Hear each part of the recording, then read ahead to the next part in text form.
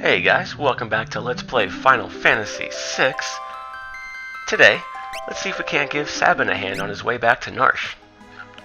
How exactly we're going to accomplish this when we keep moving away from Narshe, I don't know, but let's see what's going on with this Imperial base here. Uh-oh. Yeah, might want to lay low for a minute there, Sabin. Soldier A and Soldier B. Really, game? Is that the best translation you can do, Wolseley? I wonder if that's what they were really named in the original Japanese versions of this game. Because there were more than one. Oh, so General Leo is here.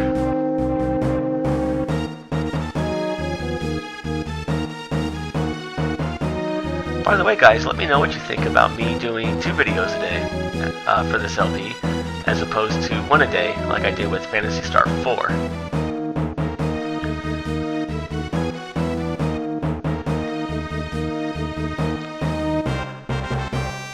Oh, apparently you can't sweet talk Kefka.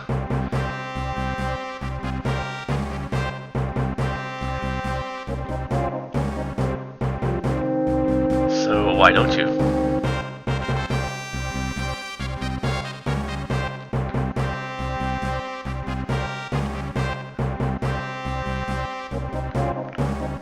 Well, he seems human enough to me. A tad psycho, but human.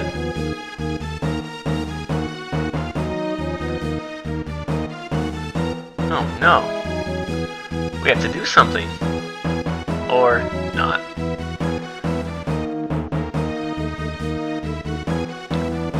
So you're gonna take 11 guys and 1 commander, and you're going to storm a castle. Doesn't seem like the best plan. Oh well, maybe I'm overthinking things too much. Yeah, this game and logic, they don't really get along too well. But I suppose that should have been obvious to you by now with, well, the castle that can submerge under the sand. What? Oh, game. I got us a nice little theme here. But who's this guy? Faithful retainer to his family's liege, with the courage and strength of 100 men. This is Cyan, one of my favorite characters.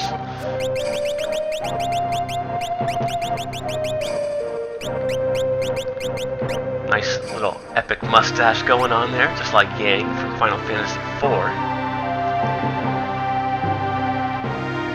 Fell, their commander? Don't you mean kill? Don't tell me that had to be censored too.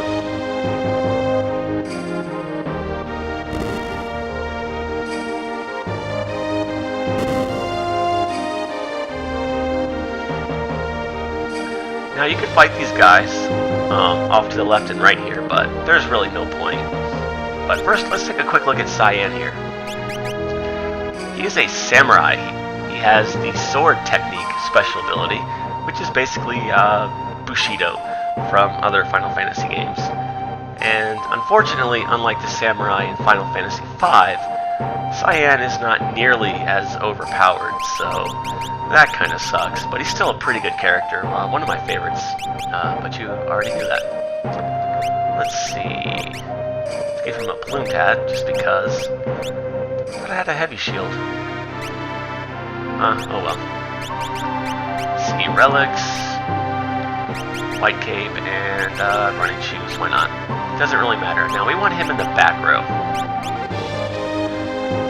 And we'll just talk to this guy. Nightmare. Now, this battle is very, very easy. Just go to Sword Tech. And I'll go over this later. Just charge up to level 2 and... Wait, what? Didn't do anything at all. Or did it? Haha! Yeah, so basically, what you want to do there is just charge up to level 2, which is the retort sword tech, and it's an automatic counterattack. Although, even though it looks like a physical attack, its damage is based off of his magic stat. Don't ask me why the programmers decided to do that, but they did. And that's the case with a lot of attacks in this game. They look physical in every aspect, but really they are magic based. Yeah, we'll keep Shadow in the front. He's a cool looking ninja assassin. Come in here first. I always forget. I think if you kick it, you fight the dogs. Let's find out. Youch! Yeah, okay. If you just hit it, you don't have to fight these guys, but I figured, why not?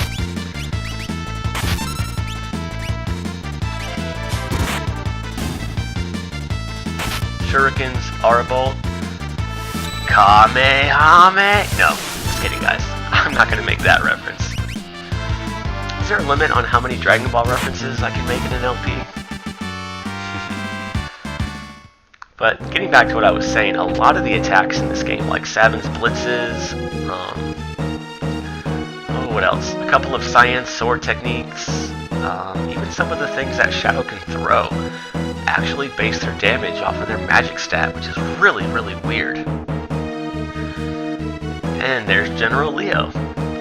Also really weird is that pretty much every special ability in this game does not base its damage off of your weapon, or whether or not you're in the front row. So really, you can put almost every character in the back row to gain that double physical defense bonus, but still do max damage with their special attacks. It's kind of weird. I'm not complaining. It just seems a little strange and unbalanced in a way. Especially for Cyan, because, you know, he's using his katana for his Bushido attacks. You would think that upgrading your weapon would make them more powerful, but no. Same with Sabin, you know, he's a monk and he uses claws. You think using his fists or whatever to do special attacks would do more damage if he had a better weapon, but apparently logic and Final Fantasy don't exactly go hand in hand, so oh well.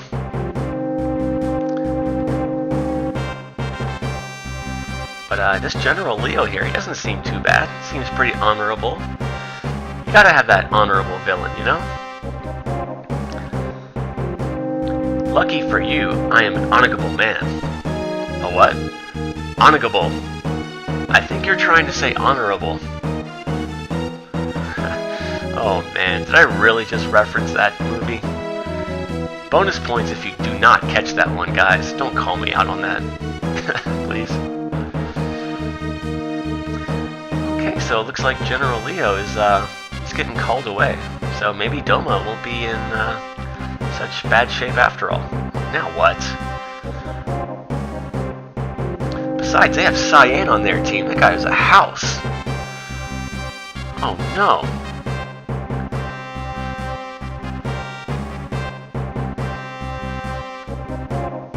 You loser.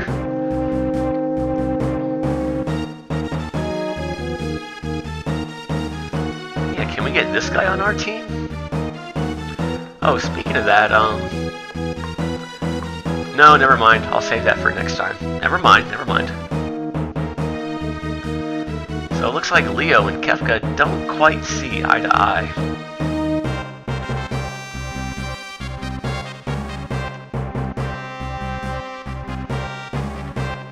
How is Kefka in charge? Like, how much rank does he really hold? I heard somewhere that Kefka is the court mage for Emperor Gestal. I can't imagine they would have much authority, especially when compared to a general, but I don't know. Bub, what are you, Wolverine?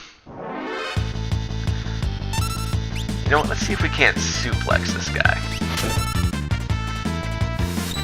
Or I could mess up the command, that works too. What? Yeah, even if you quote-unquote kill him, you don't kill him. Wait, do I look like a waiter? Oh, what a pun, what a pun. Nowhere near as bad as Dragon Quest or Dragon Warrior, whichever translation you prefer, but yeah. But anyways, yeah, Kefka, he's just a lowly court mage. I mean, does he really have any authority here? Anyways, do not talk to him. First, let's come over here and open this for a mithril glove. That essentially gives you auto-save or auto-protect. Reduces physical damage. It's okay. Here we want to... Now this guy is flying, even though he doesn't look like it. Trust me, he is. So we can't use suplex. So Aura Bolt, that's the way to go, especially with the earrings. Now this guy will always counter any blitz with Megazerk, which is why I have the ribbon on Sabin. Megazerk will put you on the Berserk status, which, as you well know, if you're familiar with Final Fantasy, just means you can't control your actions, and you do physical attacks every round. But for defeating this guy, we get a green beret. Awesome. One of my favorite helmets in the entire game. Let's give that to Sabin. It increases your max HP by 1/8, or 12.5%, so that's pretty good. Now let's come up here. Ho! Yeah, for a secret barrier ring. Yeah. Bet you guys didn't know about that one, did you? Honestly, I didn't know about that until probably 5 or 6 years ago, so don't feel bad.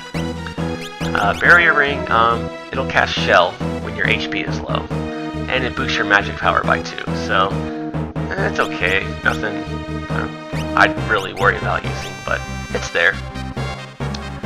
But anyways, going back to that Telstar monster there, yeah, for whatever reason, you know, in Final Fantasy IV, if a monster was flying, they were kind of bobbing up and down, like they were hovering, and then they took that away in the other Final Fantasy games for Super Nintendo. I don't know why. You know, technically speaking, Final Fantasy IV should be the least advanced as far as coding and whatnot goes, because, excuse me, it was the first one to be released on the Super Nintendo. And you would think that with subsequent titles, they'd be able to maintain those features and add new ones or whatever, but no. So it's kind of hard to tell in this game which enemies are actually in the air and which ones are not in the air.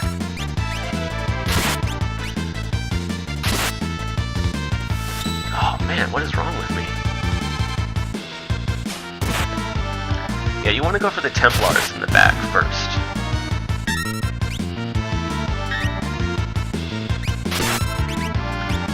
And don't worry about using your throwing stars with Shadow. You'll never run out for the first half of the game.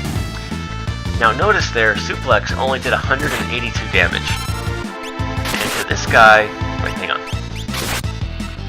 You should do a lot more. This is something I wanted to show off previously, but I just ran out of time. Yeah, here it did double the damage. That's because, for some ungodly reason, Suplex suffers from split damage. Basically, that means if there's more than one enemy on the screen, the damage is cut in half.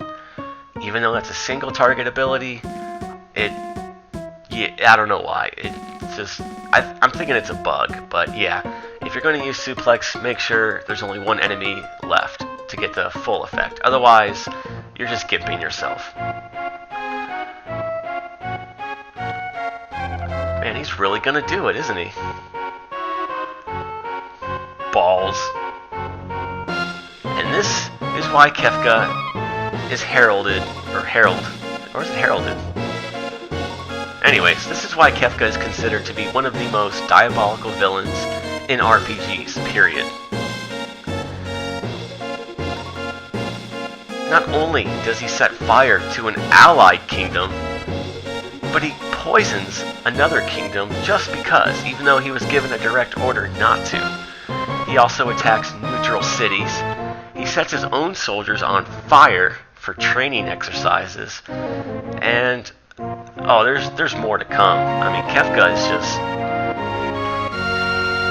yeah, he's a really good villain. You know, he reminds me of the Joker from Batman, the animated series. You know, the cartoon from like the 90s.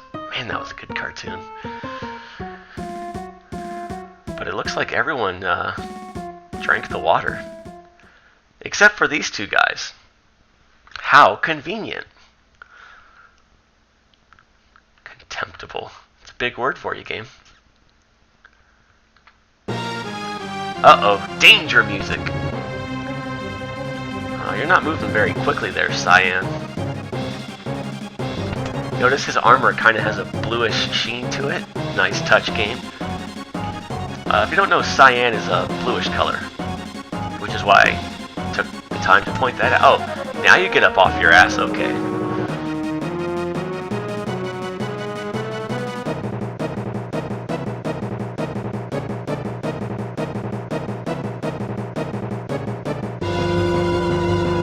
How old is Cyan anyways? I read somewhere that he's like 50 or 60. I think it's 50. Which, man, he's he's a walking corpse in JRPG standards. You know, usually you're saving the world around age 12, and you know, if you're 30, you're considered an old man. But no, Cyan is 50. And he dies. Man, everyone just got wiped out.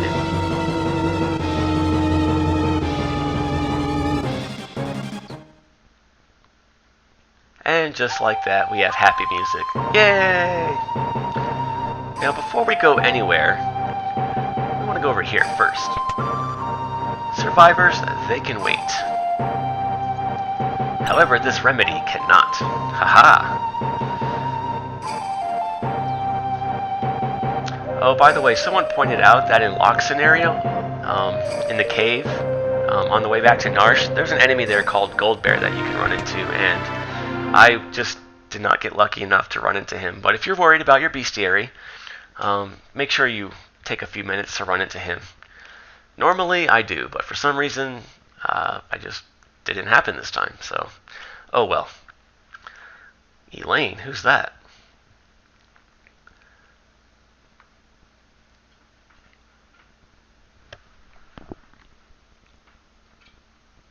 Raimi, get down. I'm almost done with this episode. Get down, honey. Owain? Really? You named your kid Owain?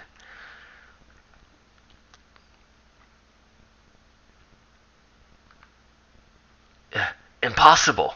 Idiotic. Ridiculous. Yeah, in case you can't tell, that is Cyan's wife and kid there. And they too perished. But what is Cyan gonna do? Is he a one-man wrecking crew? Find out next time. Until then, you guys, have a good day, and I will see you in the next video. Take care.